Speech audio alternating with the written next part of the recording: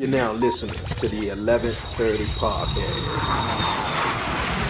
Enjoy the show.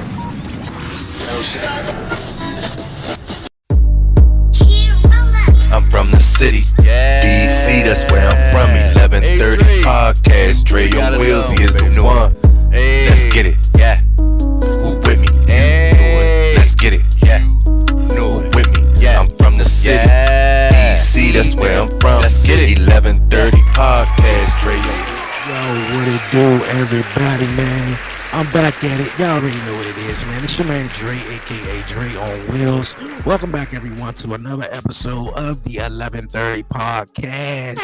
What's good, man? We back at it. I'm back at it. Y'all already know, man. It's not 7:30. It's 11:30. It's time for the podcast show, man. If you're new to the show and if you haven't done so already, I don't know what you're waiting for, man. Definitely do me a huge favor, man. And definitely hit that like button down below, comment, follow, and definitely subscribe to the 11:30 podcast right here on YouTube. You dig, man? Another episode. We about to get into it, man. I got an awesome guest, you guys. Really awesome guest. Shalonda. She goes by, you guys, the inspirational treasure.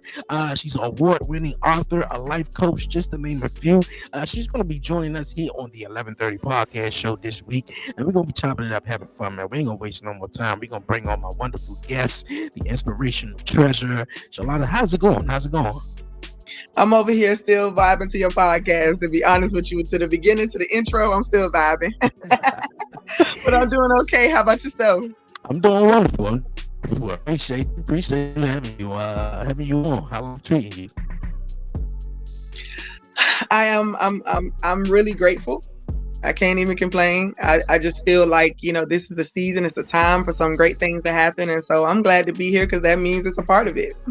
Hey, that's what's up. Definitely gotta be grateful and lucky to be here, man. We all got life we gotta deal with and ups and downs and stuff. So I appreciate you for coming on here on the 11:30 podcast show. But before we get into the show and the conversation or whatnot, I like to let my guests, have the floor and you mind telling everyone about yourself.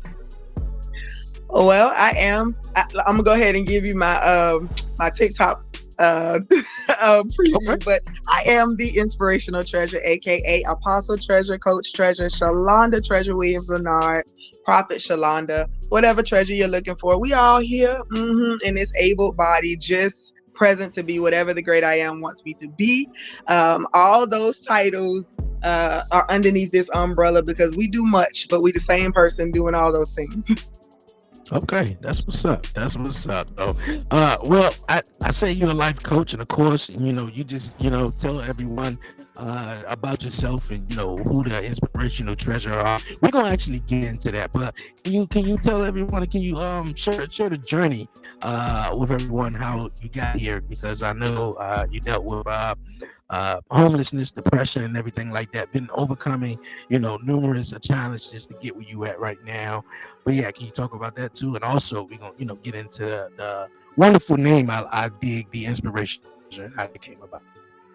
Well, that I think ultimately the name in and of itself is the journey, it's the story, right? Being able to finally embrace every part of myself, you know what I mean? The way that God made me to be and not the way that everybody wants me to conform to be, without losing love along the way. And that's a difficult thing. That's the difficult part when you are trying to be authentically you and you're going through the struggle to get there. So I think that everything in my struggle, from the homelessness, from being an undiagnosed with mental health, raising kids, to sexual addiction, to church a lot. I don't call it church hurt, but I do call it people in church hurt, right? Because we all broken, we all have something, but there's been a lot of things that have come along that made me feel like I didn't belong. Right. The bullying when I was young, all of these different things. And so it took me through a really extreme journey of trying to find myself in the midst of all the dirt. Right. And I had a friend of mine years ago, as a matter of fact, he was in prison and I got pregnant. I'll tell you this story, right? So I got pregnant for the fourth time. Somebody say fourth time. I got pregnant for the fourth time out of wedlock, as we would call it in the church system. And I was so down on myself because I had just written one of my books, which was the first one, actually the first book, which was called Back to the Basics. And I was talking scripture and I was giving people some outlines of things God had showed me. And then I got pregnant. And so then I went into this real deep depression and, oh my God, I'm just so awful. And God, you hate me, you gonna hate me and all this stuff, right? Because that's the narrative that I was fed. If you don't do things a certain Mm-hmm. type of way, God hates you, you're going to hell, everything is going to be awful, your life's going to suck, right? And Yeah, I was yeah. down on myself, right? And I was planning to get an abortion with him. It was a whole bunch of stuff. But I realized that most of those decisions that I was trying to make was because of what other people thought, not what I thought. Because in my heart, Mm. I would not have aborted my child because it was out of wedlock. I just would have had the child, went along with whatever had to go. And then I would have been fine. But I found myself making a whole lot of decisions because I was afraid of the wrath that was coming. Right. That's the narrative. And then so I just kept asking God, though, like, what do I do now? I'm pregnant again. I got this book coming out. I feel guilty. I feel shameful, all this different stuff. And I'm talking about you in this book. And then everybody's going to look at me like I'm a hypocrite and all of that. But my heart is for you. My heart is for people. My heart is for this thing. So what do I do with this? And God said, keep writing. He said, Mm. keep writing. And I said, well, what do I write? Who do I write? And so I started writing inmates. I just started writing inmates because you ain't got to be perfect to do that. You just got to have love to do that. You just want to be able to encourage somebody to do that. And so I started writing them, and I had this one person that didn't write me back right away. But when he did, we became like this, like super, super tight. And he named me Treasure.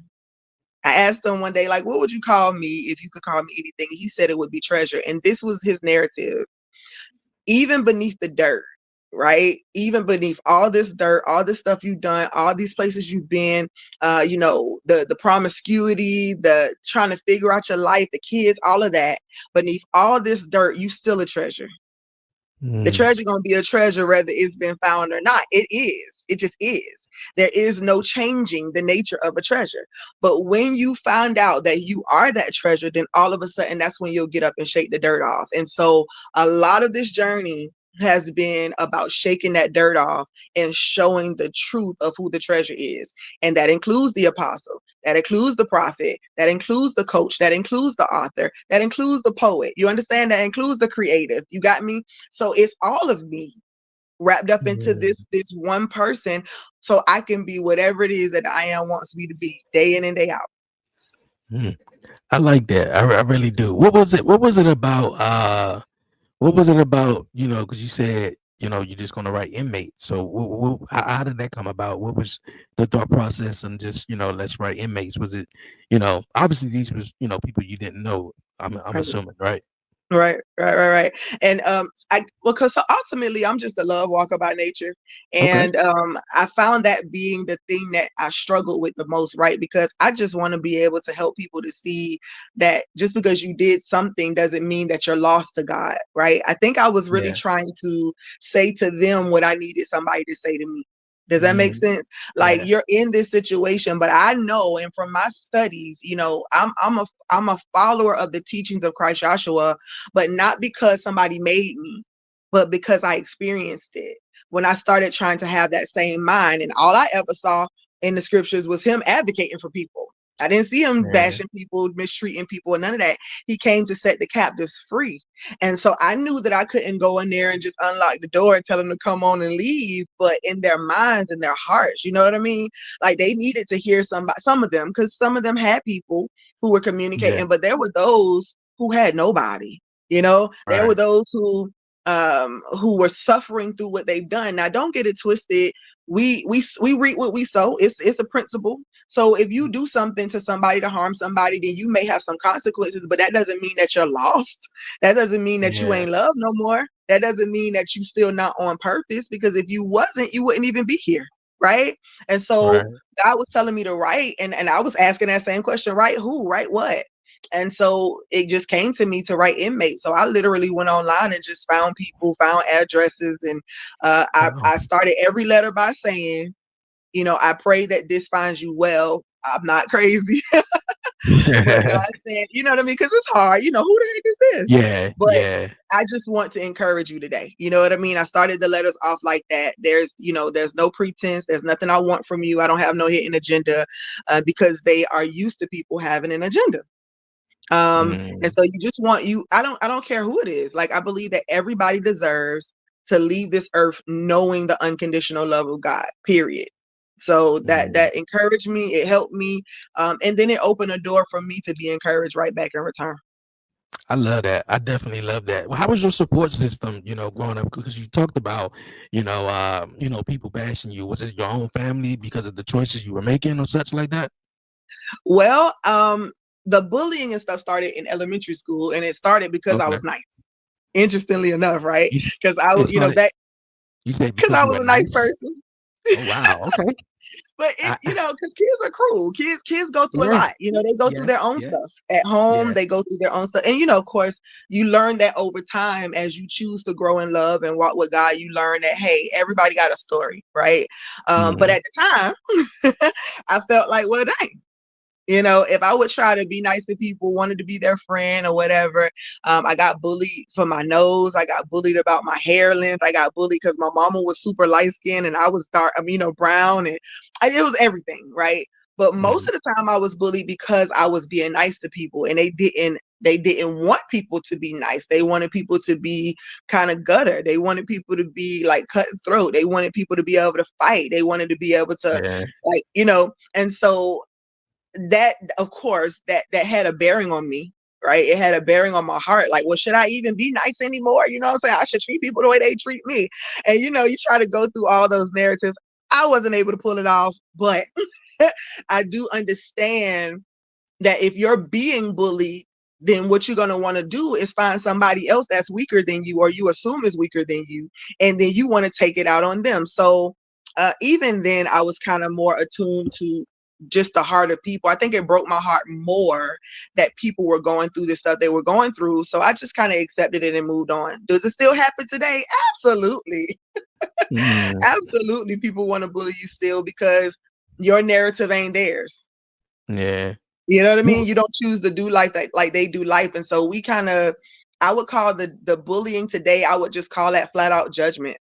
Yeah. Yeah, flat out judgment. I understand about that, where it's like society wants you to everyone in the society is supposed to be doing the same thing, but when you're different and you stand out, Right. certain people who I want to say um haven't been exposed to them, that you could just be different, or that you could just do your own thing and you don't have to follow all 10 of your other friends and do Yeah. what they do, that it becomes you get looked down upon on, though, and bullied, like you say, though. How did you get through that? Bullying. You even said it's happens till this day. Yeah. Yeah. Yeah. I'm still trying. I'm still getting through it. You feel me? Like, I'm Yeah. still, the one thing that I think I appreciate about the liberty of spirituality, because, um, in spirit and truth, I'm able to be me, because that's the only truth there is. You can't be somebody else and then call it truth.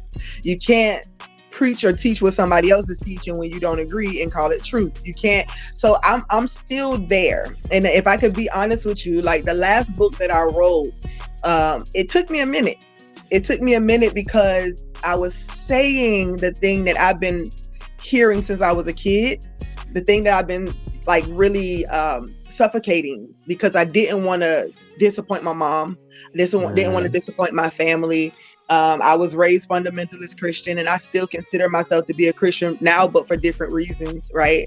Okay. And um, I didn't want to disappoint them, because the doctrine that God gave me to teach was just strictly about love. It wasn't about the letter or about the laws, the restrictions. It was about the liberty of God, and how unconditional love literally, it will not cause you to be somebody different. So for me to stand up and say, this is what I'm going to teach, when you've come from a place where it's fire and hell and brimstone, and it's, separation. It is this religion against that religion, and that faith against that faith, and that color against that color. When that's the whole narrative you've learned, to try to go against that, you definitely gonna feel the heat. of the bullies, right? And Mhm. I don't even think they intend to be. Really, you Yeah. know what I mean? I think that they intend to stick to what they know, right? So like even in biblical days, the Pharisees, Sadducees, teachers of religious law, Jesus wasn't surprised by their behaviors because he knew that they were going to stick to the law.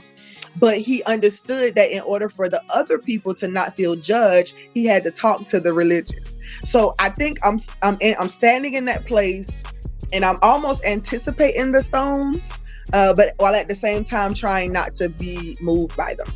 If that makes Mhm. sense at all. Yeah, that makes sense. That definitely makes sense, though. With overcoming all of the challenges and everything, and becoming a life coach, and spiritually helping others and writing inmates, which I think is a phenomenal story.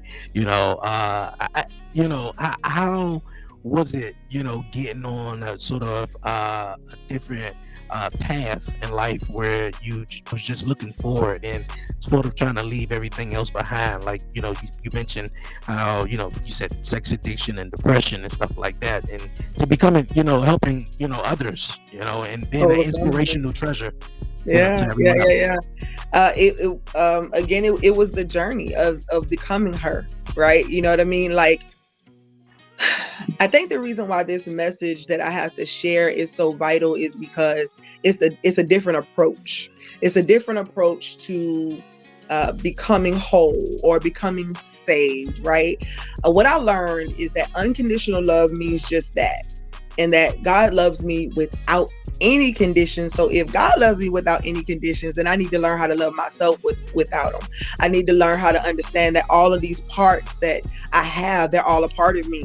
In 2013, I got diagnosed finally, right? Because I said I was undiagnosed as a teen, as a mom. Hmm. Well, I finally got diagnosed in 2013 after I birthed my fifth child. So y'all, we still counting, okay? I got six altogether biologically and then some extra ones. But after I birthed my fifth child, I was diagnosed finally with bipolar 1 and with ADHD. Now, I'm Okay. not one to try to rebuke and repel and all that stuff. I actually begin to look at these symptoms. Dang, I see myself in that. I see myself in that. I see the reckless behaviors. I see the no discipline, and it's hard to stay disciplined because my emotions wants to do what it want to do at that time because I want to cover up or cope with the pain or whatever it is that I was doing. But I saw myself in these things. I saw the symptoms. And instead of me trying to rebuke it all, right, I just begin to tap into each one. Okay, this is the area, Shalonda, where you're struggling. Mm. This is the place right here where you are casting off all your restraints, girl, and you ain't got no chill. But God is giving you grace. You ain't have no disease you can't get rid of. You know what I mean? You're still alive. You're still well. So do you want to be whole? And I think that ultimately that was the message that Jesus gave. Like when he talked to people about being healed, it was, will thou be made whole? It Mm. wasn't a forceful thing. It wasn't you gotta be made whole. I'm not gonna drill it into you and make you feel guilty about who you not. I'm gonna let you know that there's liberty to be whole. And there's love behind that, there's patience behind that, there's kindness behind that, there's long suffering behind that, there's grace behind that. Be to others what you need. And what I needed was for somebody to understand that I'm not like everybody else, and I'm not probably going to finish college the way people want me to, and I'm not going to do it the way that they do it, but I had to do it the way that I do it. And I got to know that that's the way that God intended it for me. So when you ultimately start to look at yourself and you see the things that can cause you destruction or cause somebody else destruction, love deals with that. Love says, do you want to get sick and die? Nope. I don't want to get sick and die. So, girl, you need to pay attention to what you partaking of, what you eating food wise, right? You got diseases, you got other stuff. What you gonna do about it? It's just a different approach. And God he let me live it. You understand? He let Mhm. me live it. He let me feel safe in his embrace. I didn't feel judged, right? Perfect love cast out fear. So I ain't got to be scared of God. I ain't got to be Yeah. scared of the people. I just need to be able to own and be accountable. Shalonda, you're doing things that are causing you pain. Do you want to change it? Do you not? Yes, I do. Well, this is what you do to change it. This is how you change your heart. This is how you heal from all those people who did molest you and rape you and bully you and all these different things that happen. Guess what? They had trauma too. Let's move forward. What you gonna do about it?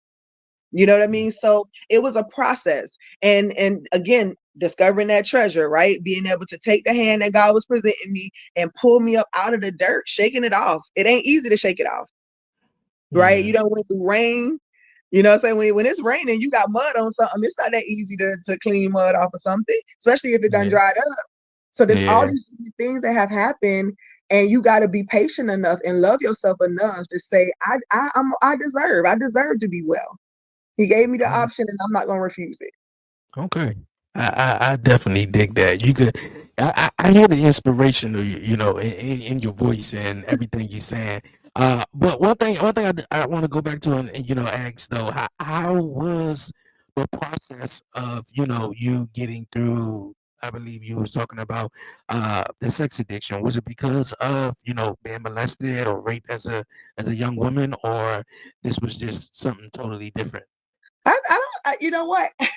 It's funny because I went through all those motions too. I'm like, well, God, did something happen when I was a baby and I don't know about it? Because when you grow up in a certain atmosphere, they teach you that things that they call wicked are there because something happened, but nothing happened to me as a baby. Okay. Not that I can recall. And even when I did my work, because I went back, I did the work. I don't tell people to do something that I'm not willing to do. And so I Hmm. went back to my childhood, started digging up this stuff, thinking about the different memories and thoughts.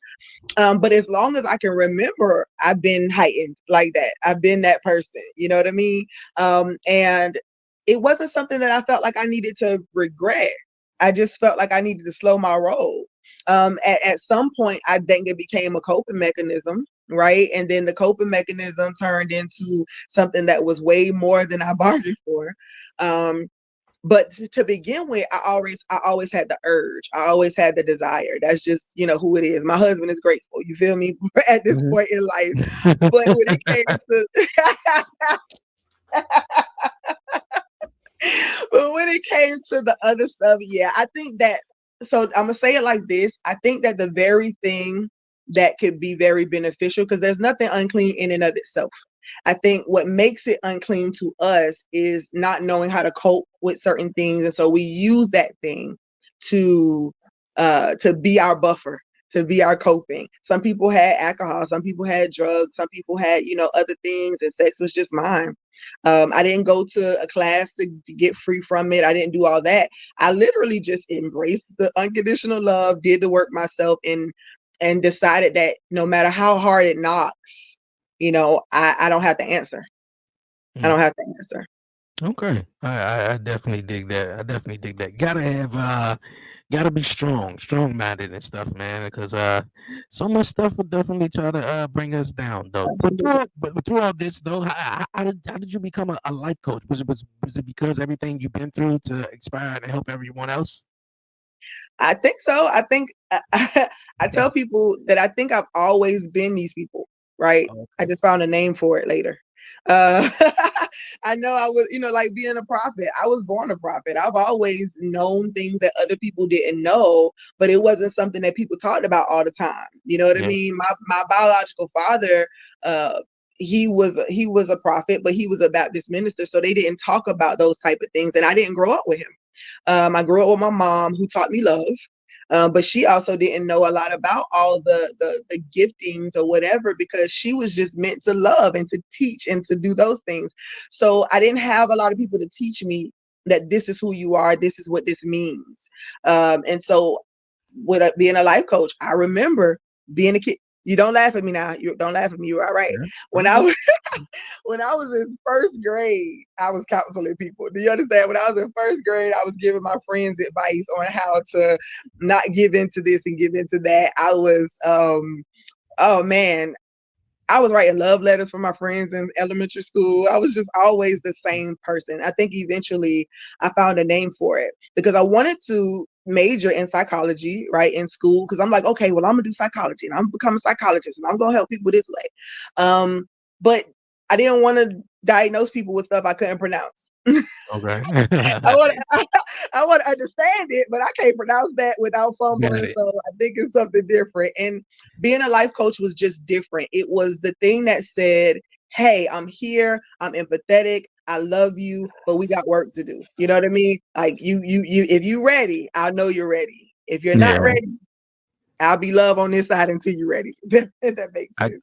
I got you. It says a lot, like you just mentioned, going through a whole bunch, and it's really like that with a lot of individuals. Growing up, whether you have a tumultuous childhood or the childhood was okay or great, but through life, life just life, and then Life just so is much life. stuff.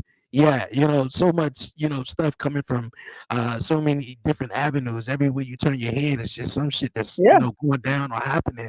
But you get certain people who pick themselves up like yourself, and keep moving forward, and just think positive instead of the negative, because you get a lot of people, Oh, you it's know. hard.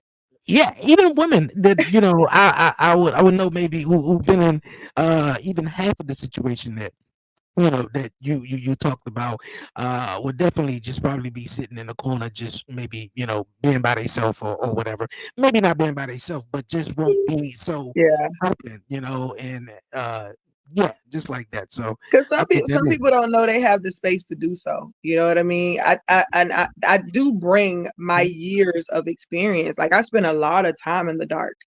You know what I Mm, mean? I spent a lot of time in depression.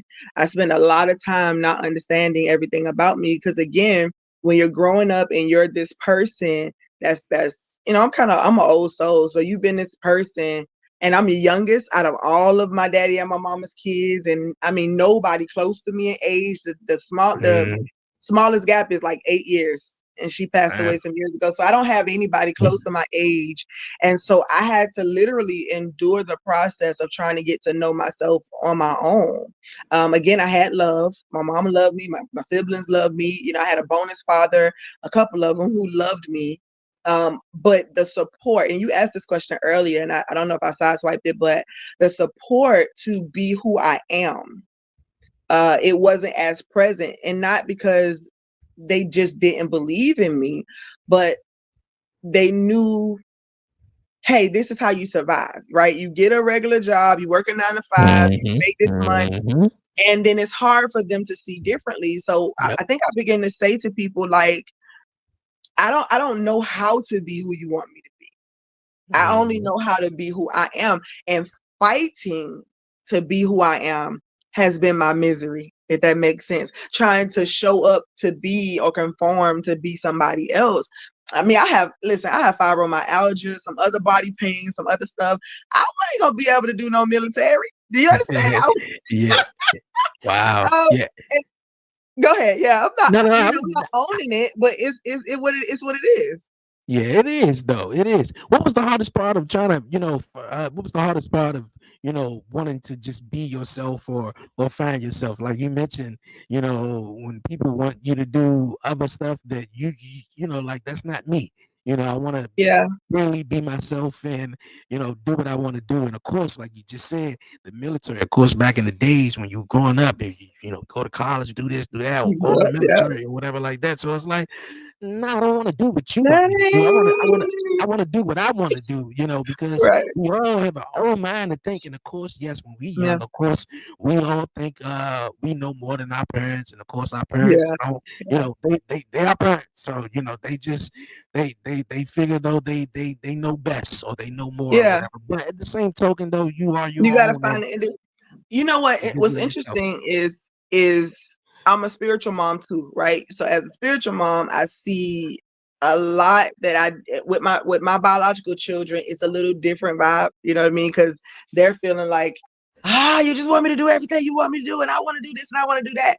Well, because I didn't feel as supported when it came to fully being who I am, I tried to do that with them, right? So I Mhm. noticed the different gifts in them, and I would try to kind of maximize those things. But oddly enough, that to them was different, right? Because now they feel like, well, I mean, I do draw, but I may want to do something else later, and I want to do this, and I don't want people to harp on what I'm doing and what I'm not doing and all that. Well, guess what? It Mhm. almost backfired a little bit, right? Not because I didn't appreciate who they were and want to raise them as who they were, but every child, I don't care who it is, we all gonna feel some type of way about our parents at some place, right? Because they're trying to keep us from doing what they did. They don't want us to Mm-hmm. make the same fumbles. They don't want us to be broke if they were broke. They don't want us to be miserable if they were miserable. So they're trying to give us the tools to be better. But we still have to find ourselves. Everybody has their own path. So I think the Mm-hmm. ultimate balance in that is leaving space for our children or us to be able to explore every part of ourselves while grounding them in how to treat other people along the way, right? Don't be so arrogant that you think that you're the only person who can do that. Because I can guarantee you're going to find somebody else who can do it and probably do it 10 times better. It doesn't mean you're not good at what you're doing. It means that you need to be to climb your own heights. Me and my son, one of my sons, he's 21 now, but we had the conversation. He was playing basketball, and it was this kid, and he was like, "Man, I want his spot. I want to do what he's doing, right?" And I said, Mm-hmm. "Well, he's a senior. Let that man enjoy his time. Let him enjoy what he worked for to get here. But pay attention. Look at him. Study things, and then put your own mix to it. Because you're not him. You're you. And Mm-hmm. the only competition that you have in this life is yourself. When you are reaching these levels and you going to these different heights, you got to be able to do that for yourself. So for me, after, oh God, I think I had about 18 books myself and about 9 or 10 collaborations with other people. Um, I still didn't feel like I was accomplished, because even though that's my natural self, right? It's my natural self to use words. It's my Yeah. natural self to write and to inspire people in different ways. I wrote my first 2 novels, uh, godly, just a few years ago, because I was too afraid to fully live in the truth of who I was because of those things. Well, I believe that when we come to this space right here, we'll find the tribe, the team, the people that are supportive of what you got going on, the people that you are assigned to. They shall come if you are your authentic self. And the people who don't understand it, they have the option of whether to stay in your life or not stay in your life. But none of that has to be begrudging. Like, I don't have to be Mm-hmm. mad at you because you don't agree with me. Because obviously I don't agree with you. We don't fully agree, but I still love you. And if you need to eat, I'll feed you. And if if you're thirsty, I'll give you drink. You understand? I don't have to hate you to be me. And you don't have to hate me because you didn't accomplish what you wanted to. Does that make sense? It So does it. it's a journey. Yeah, Mhm. definitely. Nah, I get it. It's all about the journey, like I think, doesn't matter, what you've been through. And of course, you know, we all go through some crazy things in life, but it's just the journey and the perspective, definitely on the other side. And I like what you said too. You were talking about your son, right? I like what you said, because you get a lot of kids. I'm still a fairly a new parent. I got a 2-year old, of course. So Oh, congratulations. thank you. Yeah, he's like Tasmania though, but yeah, you terrible twos and stuff. Yeah, but I be around, of course, my nieces and nephews and stuff. Other little kids where it's like, even I was a young boy at one point. Just looking at the other guy, I was like, oh man, you know what? I I wish want I to could. do what he Yeah, do. Yeah, yeah. I I wish I wish could I have. Or could. I want to do what he do. I want to be just like him, and not realizing the power with it, the power of being, and self individuality. Yeah, Individuality, yeah. learning who you are and what you good at. Like and what's for him. As you just mentioned, your son looking at the other guy, and It's he for was like, yeah, him. man, I want to be like him. No, man, like Yeah, what's for him is for him. And yeah. what's for you is what's for you. Nobody can take what's for what God has planned, for you in your life. That's just for you. And of course, man, a lot of people, I guess they don't have the mindset to look at life from a different perspective, and And realize that. many of us don't. Many of us don't because we've been programmed not to. You know what I mean? That is I share with people when I'm teaching the mindsets that we've come from. So I'm a Christian and a African American, right? So my whole narrative has been slavery. Right, we've been taught slavery from both perspectives. We've been taught slavery from the African American perspective. I've been taught slavery from the Christian perspective. So everything that I've been taught has been about how to either break free with a fight or how to submit to the one that's gonna whoop you if you don't. Right. So we have these narratives, and you standing there trying to figure out how do I become all of me and still please them at the same time? And I think that that's what happens even with kids. We all want to be accepted. That's a part of our nature. Love is literally a part of each and every one of us, and we all want it some way, shape, or form. Some of us receive love from people, but some of us start loving our woes. We start loving our pains. We start loving that place because it's familiar. It's constant. It's the thing that always shows up. Some people, I was able to depend on depression if I wasn't able to depend on nobody else. You understand? Because I knew it would come. I knew it would be there. And so when you have something and it's just what you've been programmed, or you know as a narrative, you don't know that you can be free. So when we start teaching, when we all start becoming that, and then showing other people that they can become that too, it kind of changes it. And that's what I think that motivational speakers, inspirational speakers, transformational speakers, the people who come, pastors, spiritual leaders that have a real heart for people, when they show up, they're showing up to help you know that you got room to do this. You can be who you want to be.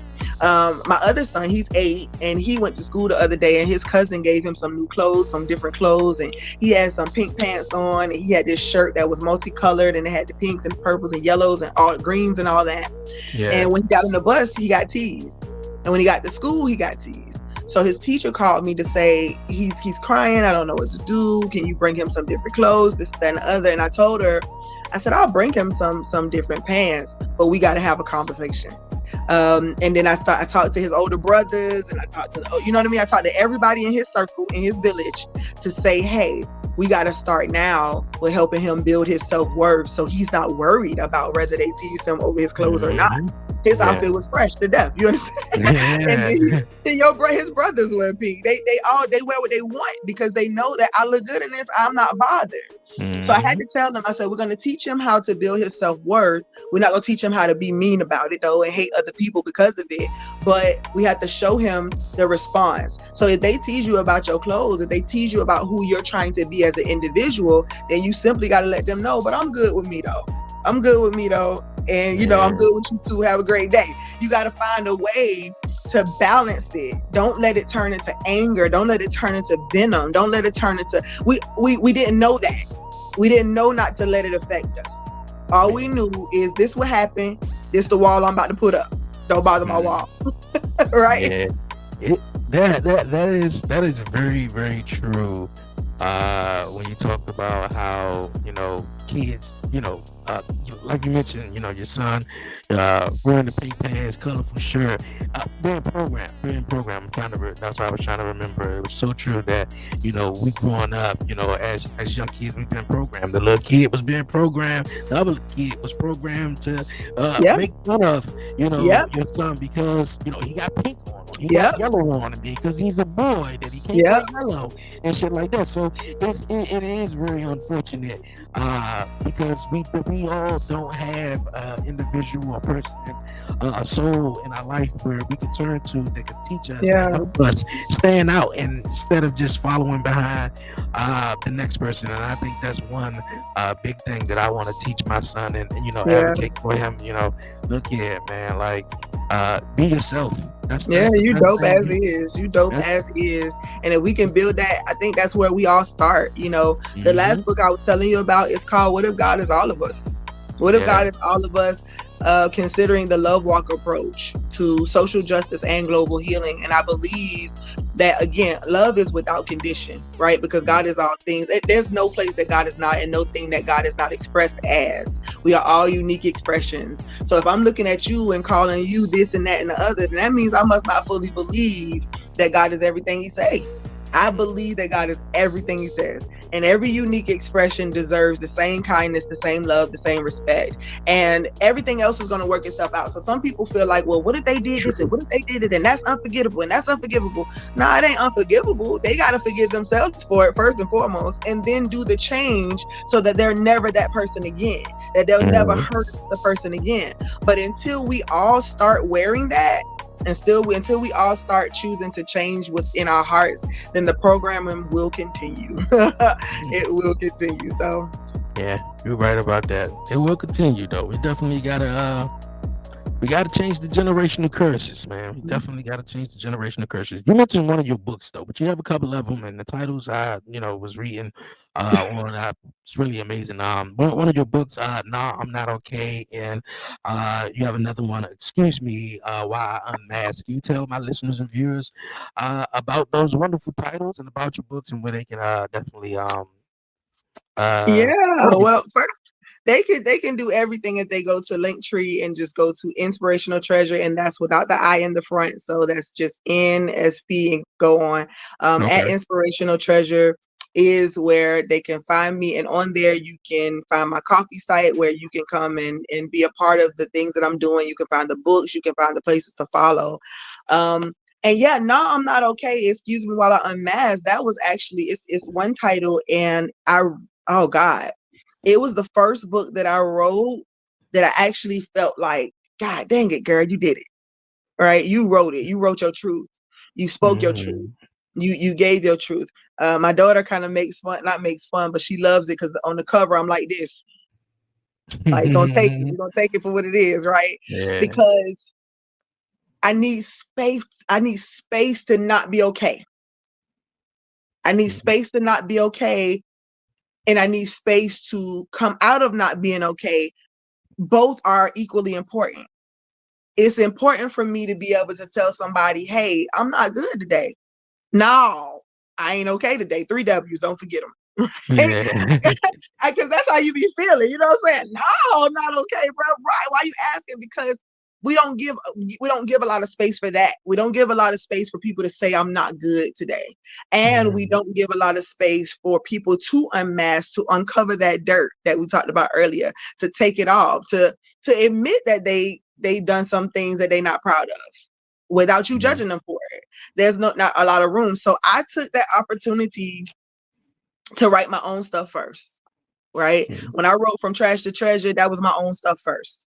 When I wrote On Your Glow, it was my own stuff first. Right. I give my testimonials so people can understand. I'm not just talking about this thing. I want to be about it with you. So when I say no, I'm not okay, it literally was the voice of so many people. Back during that time, there was spiritual leaders killing themselves, not because they did anything crazy. Some of them killed themselves because they didn't have the space to tell their congregation, I need to take 3 months. I need to go away Mhm. for a while. I need to detox. I need to breathe. And we don't know that we can do that. So people Yeah. started killing themselves. There was so much going on. And so I was like, you know what, God, I'm just going to go ahead and write the book. I got to write it. I got to tell the story. And I mean, it's everything. I think I went from the mental health. I went from bipolar disorder. Went to the relationship that I had, the same-sex relationship that I experienced. I talk about everything. I talk about my molestation. I talk about my first time ever giving favors for something when I was a kid, thinking that I went, God, did I just prostitute myself for some controversy? I think I did. Yeah. I told it all. I told it all because people need to know that somebody else is going through it, spiritually or not. Okay. I dig that. I definitely dig that. Okay, before we move on any bit, because this interview is definitely awesome though. I think we're having a little bit trouble with your audio. I don't know. I don't know if you had headphones or anything, but it went out. Yes, it didn't go out all the way. I'm sorry. It went out all the way. Well, it didn't go out all the way, but it sounds like you're very far away now. Is it better? Is it better? Yeah, Tell me it's there you better. go. There you go. There you go. Yeah. All right, all right. I dig it. I dig it. I dig it. I heard everything you were saying. I just wanted to make sure before we go any further, we could fix the audio, though. But question I have for you: what keeps you motivated? What inspires you now? Obviously, being the inspirational treasure. What inspires you? I know it's a trip, right? Because believe it or not, whatever you call yourself, you got to live up to that thing. Yeah. So yeah, it's still a day-to-day journey. If that makes sense. I do a lot of meditating now. I do a lot of affirmations now. A lot of my programs for the women that I coach and other people is affirming. Beginning to speak different words than what we're normally speaking. I'm very mindful. I try to be as mindful as possible of those that I have around me, and not look to what I don't have anymore. You know what I mean? So I stay inspired by continuing to live my truth out. My husband, his love for me, the undergirding that he'll do. I could be my whole self, even when I'm wretched, even when I'm wrong, and Yeah. he's still present. So to me, that's wonderful. My children, I'll tell you, I went through, and I still have my highs and lows. I don't know if many people know about bipolar 1, but it's an extreme polar opposite. So you can be manic, then you can be way low one day. And I was having a crisis, and my children, my daughter, I called her. She's 11, and she came in here. She wrapped herself around me on the bottom, and she walked me through it. She talked me through it. She gave me back what I give them, right? She gave me back what I give other people. She started reminding me of good things and positive things. My son, 16 years old, he came in here, he did the same thing. So I stay inspired because now I'm beginning to see the fruit of my labor, if that makes sense. And it comes to me right when I need it the most. And I don't try not to be me though. Mhm. When I go into a low, if I go into mania, if I do any of those things that happen with me, I don't beat myself down about it. You know, if I'm Mhm. having ADHD, listen, y'all, I got 20 tabs open on my computer and about 100 tabs open on my phone because I am so not.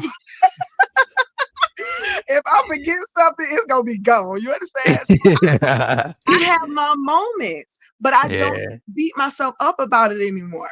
You know what I mean? I Mhm. just show up, and whatever I need to do for that day to get through it, I'm willing to do that now. And I think that's the difference between me and somebody who's not seeking their healing. I choose to do whatever I got to, and they don't know how Mhm. sometimes, and they choose not to. But we all have access to it. Yeah, we do. We do. I like that. I always like to ask my guests what keeps them motivated and inspired each and every day. I think that's what's awesome, though. And of course, we all want children and need children. You know, similar to what you were just Yeah, saying and how your yeah, kids came in there and checked on you. I think that is yeah. definitely awesome. Definitely awesome. All right, you guys, man. We're gonna keep the podcast show moving on, you guys, man. It's time, you guys, for the 11:30 podcast. Hot seat, you guys.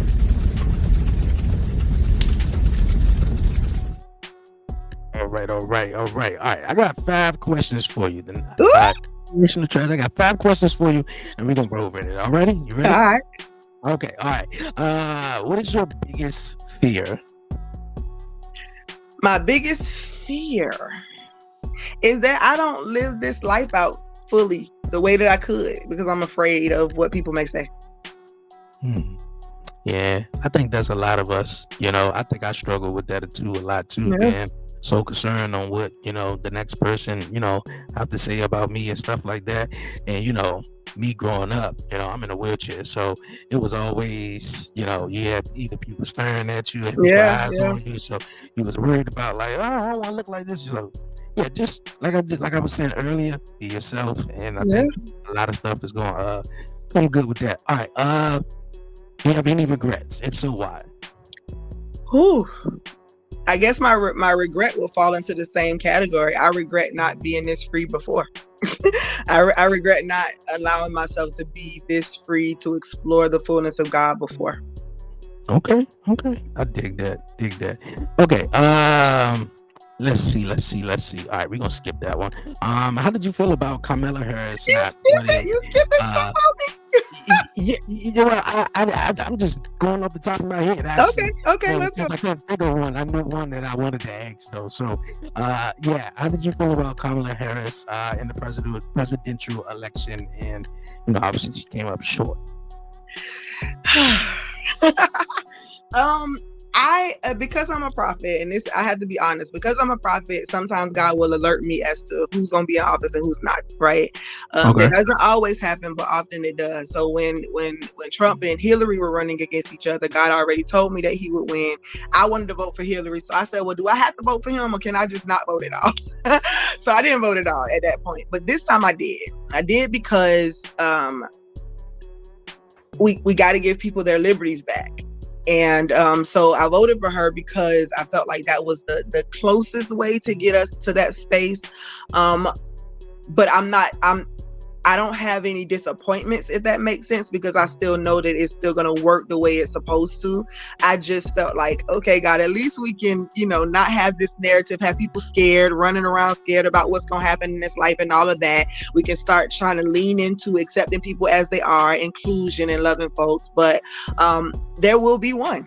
that will bring it all together. So I'm not discouraged. Okay.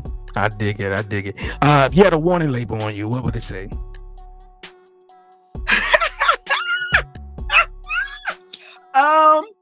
This chick still go from 0 to 100 real quick. So watch yourself.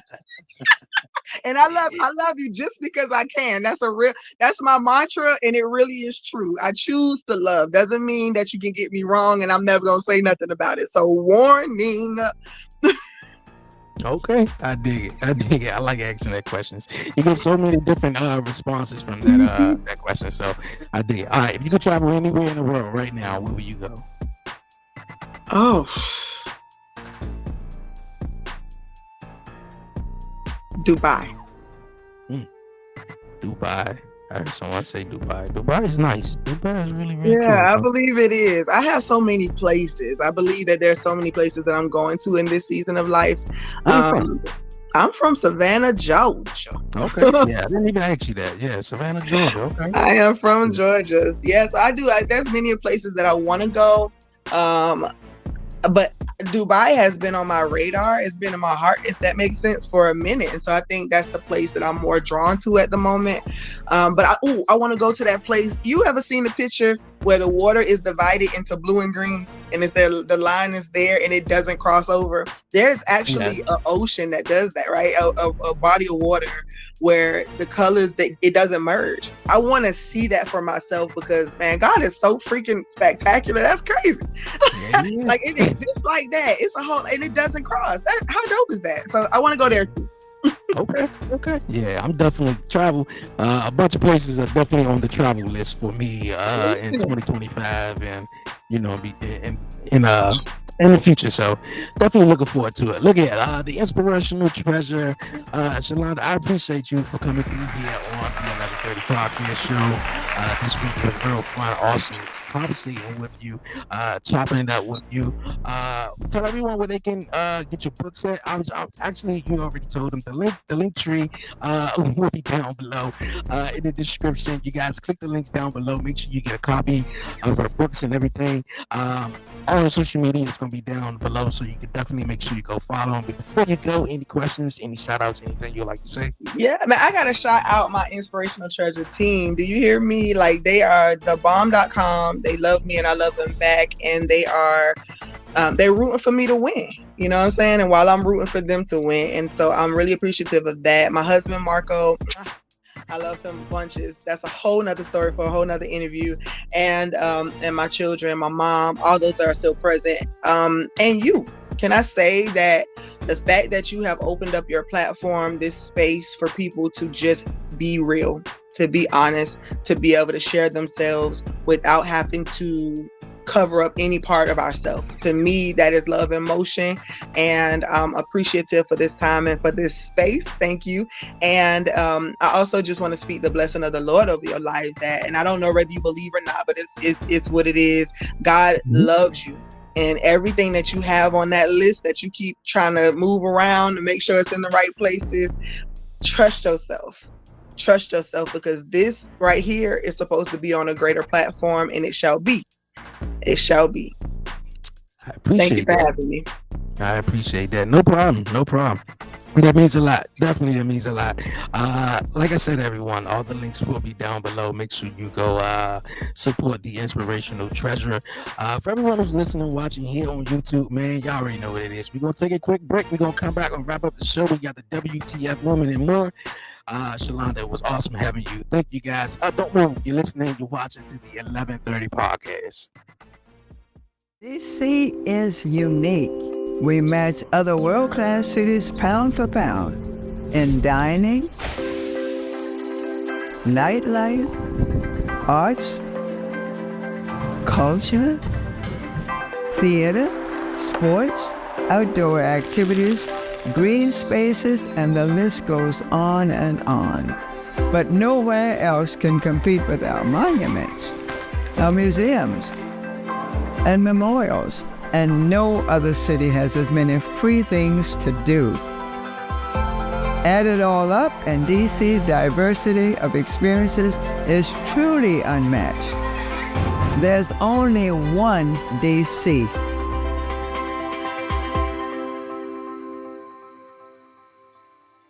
Back here on the 11:30 podcast. Appreciate everyone sticking with me throughout the break.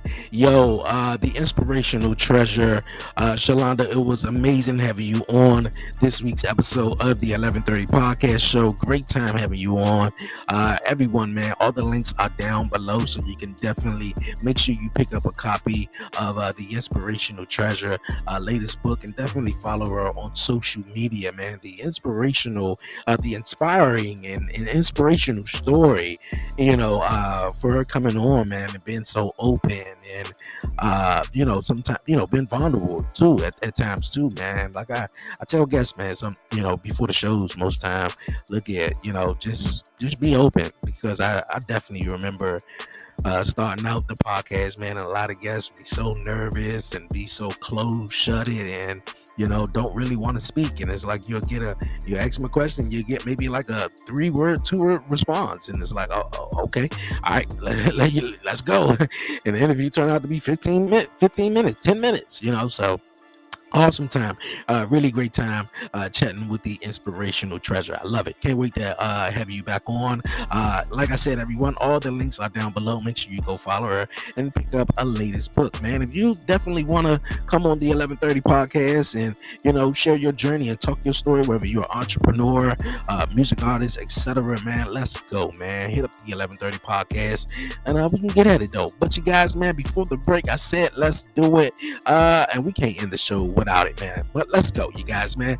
It's time for the WTF moment of the week, you guys. Yes, man. WTF moment of the week. And man, what a week it have been. Yo, what a week it have been, man. Shoot. Where do I even start? I don't even have a specific WTF moment of the week this week. Man, just being a dad and having a 2-year-old, man, who just everything is the top rope and he want to climb on stuff, and sometimes it's like, hey man, you gotta listen, man, and everything can be more smooth. 2-year-olds, man, they got so much energy, boy, more energy than you can even fathom. But other than that, man, just obviously being a dad and working on the podcast and being grateful, man. We almost up to 1,400 subscribers here on the 11:30 podcast YouTube channel. I appreciate everyone for supporting the 11:30 podcast. I appreciate it a lot, man. Next month we're gonna be pulling up on the 5-year anniversary of the podcast show, man. Yes, man, that's gonna be dope. I thank everyone, man. Also, man, I've been definitely, doing my thing, killing it on the wrestling side. I remember I had one interview and a young lady came on and, she was more about, video analytics and stuff. And she was talking about, with YouTube and, putting out videos and stuff, you got to go with, what works. And, I've been doing the watch alongs, and I know this is a separate show from that, but everybody who, follow me. I appreciate the support the long way, man. The wrestling watch along is definitely fun. For Monday Night Raw and Friday Night SmackDown. So thank everybody, man, for the wrestling content and everyone who comes to join the podcast show, and everyone who definitely be tapping in for Beyond 11:30, which Beyond 11:30 is coming back real soon, man. In 2025, though. But yo, WTF moment, like I said, man, been so much happening this week, man. Yo, I guess we still talking about it though, right? The Netflix stream, man, over on Friday night. Yeah, I was doing my live stream, but right after SmackDown went off, I definitely said, let me check this out. And I thought it was my internet for a minute, and just seeing a whole bunch of memes going across social media, and it's like, yo, what in the world? Yo, like WWE, $5 billion deal with Netflix, man, is coming up in January, starting January 6th. And man, I had a lot of people worried. It was like, damn, dog, don't be like that though. But the fight was horrible. I'm not even really gonna get into that. But one WTF moment though, boy, Tyson tricked all our ass, huh? He tricked all our asses, boy. He putting out them videos, and I'm like, okay, look at Tyson, 50-something years old. All right, damn, they're 60. That man get in the ring and his legs was failing him though. I'm not a big boxing guy, but then I started to look at it a little bit more than from his old stuff, and I was like, yeah, his legs is failing him for real though. But WTF moment though, man, yo. Mike Tyson, prior to the fight, Mike Tyson was doing an interview though, and he suddenly, walk off, and I'm just like, ass cheeks just out there. I'm like, that's what we doing, Netflix. Is that what we doing though? Like, Netflix ain't got no holds barred for real. But the interesting thing about that though, uh, Cam Soda is an adult entertainment company, I believe. Yeah, adult entertainment company offered my man $250,000 just to show his ass cheeks again, though. Like they said, do it again. Do it again. Boy, there's some freaky motherfuckers out here. I tell you that. There's some freaky motherfuckers out. Hey, look at show your ass again. Nobody was ready for that. I was just like, really? Like, is that what we doing though? But yeah, boy, like boy, what a week, boy. I tell you that. What a week, man. I read a story too. WTF moment, man. Where a lady, man, and I don't know if it was her sister or not. I saw it, came across the other day. I was watching something and I was like, wow. But I can't remember was her sister or whoever the chick was related though. But yo, Shorty put out a hit on her ex-boyfriend. And I think it couldn't have been no more than $100 or something like that. $500, $100. Damn, I wish I had this story right in front of me. But yeah, I thought it was crazy. I'm like, damn, you gonna put out a hit on your ex-boyfriend just for that? I'm like, what the hell did he do? I think that says a whole lot about you, shorty, that you only gonna offer your friend, and you gonna do the job for only $100 or $500 just to get your ex-boyfriend. Like, WTF, boy, this world is crazy. Crazy. I know a lot of people are upset about the whole election thing. Donald Trump showing up at the UFC joint. Had everybody going crazy. Yeah, that UFC 309 was better than the Mike Tyson joint. It was way better. Way better, man. All right, man. Yeah, WTF, man. Showing your ass cheeks again for $250,000, Tyson, man. I feel like that was a cash cow moment, though. The Tyson joint, for real, if you ask me, though.